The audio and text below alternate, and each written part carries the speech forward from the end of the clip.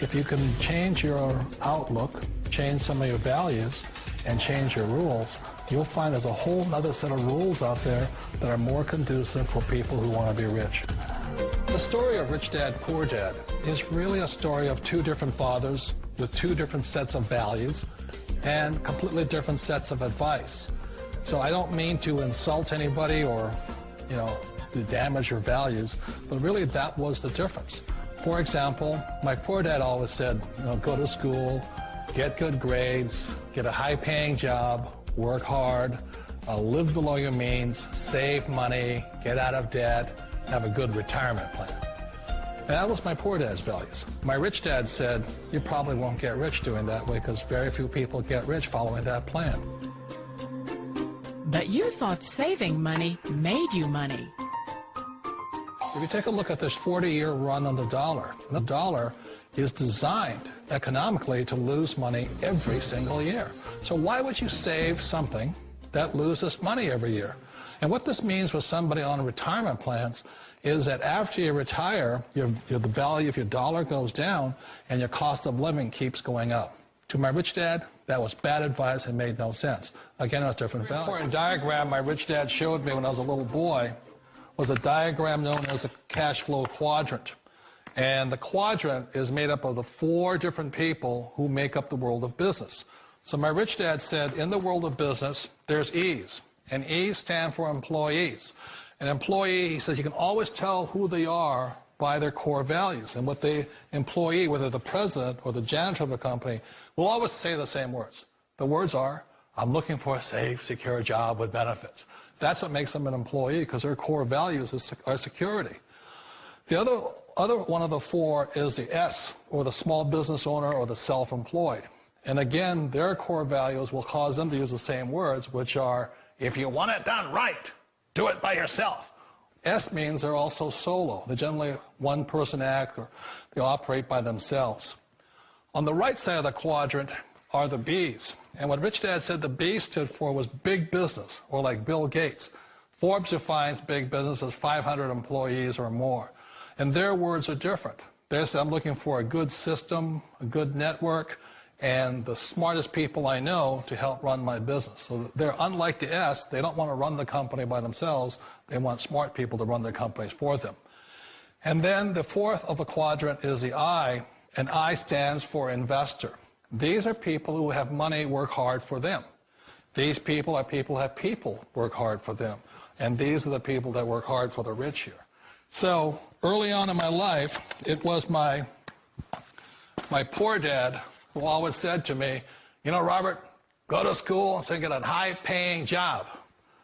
And so my poor dad's core value was to be an employee. He wanted job security, promotions, a steady paycheck, and all this.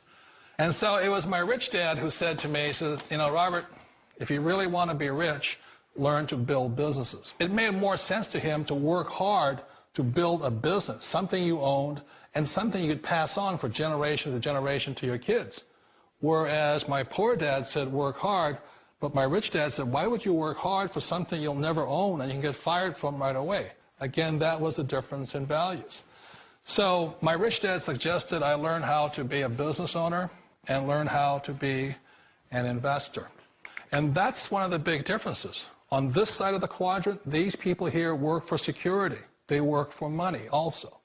On this side over here, their key value that they want is they want freedom. They don't want to have to work at a job anymore. They don't want to have to work for the rest of their lives. So the beauty of building a business and learning how to invest is very simply that this is passive income. You work hard for a few years, but possibly for the rest of your life, income keeps flowing to you. Of all the businesses out there, which type do you choose? One of the reasons I consider a direct selling business a perfect business is very simply because the company will work with you to get the business skills that make you rich. Always remember that it's not money that makes you rich, it's business skills. And that's why it's a perfect business. They'll take as long as you like to get the skills to make the money. And that's a lifetime skill thing. The other part about it is the low startup cost. Where else can you get in for under $500 and get these skills? For people who want to make the shift over to the B quadrant, which is what I would recommend for people, one of the beauties of a network marketing company is that you can do that for a very low price. And that's why I talk to people about considering network marketing. If you're to build a Microsoft, it would take you hundreds of millions of dollars. But a network marketing company allows you to start at a very low rate. They'll be patient with you. They'll take their time to transition over here. And the reason why that time is so important to most people is it takes time to change those values. And the most important thing is once you take the time, let's say it takes 1 year, 2 years, 5 years, whatever time it takes, once you see the value or the core values of this side and this side, you're unstoppable. Today, I would never go back and get a job. Why should I?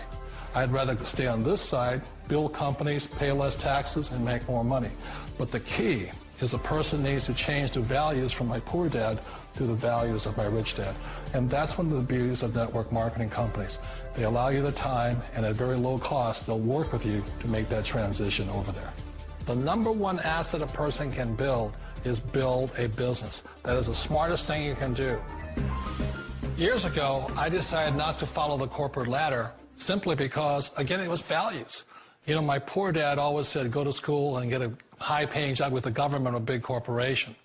But my rich dad said, why would you work so hard at something you'll never own? You can't sell your job. You can't pass it on to your kids.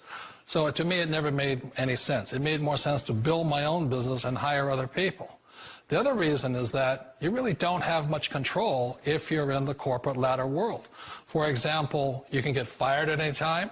Or today we have what's called M&As, or mergers and acquisitions, where another company buys another company. So you could be a great employee, but the company that buys your company just fires you.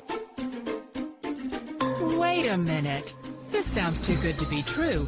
Like one of those get-rich-quick schemes. It's not a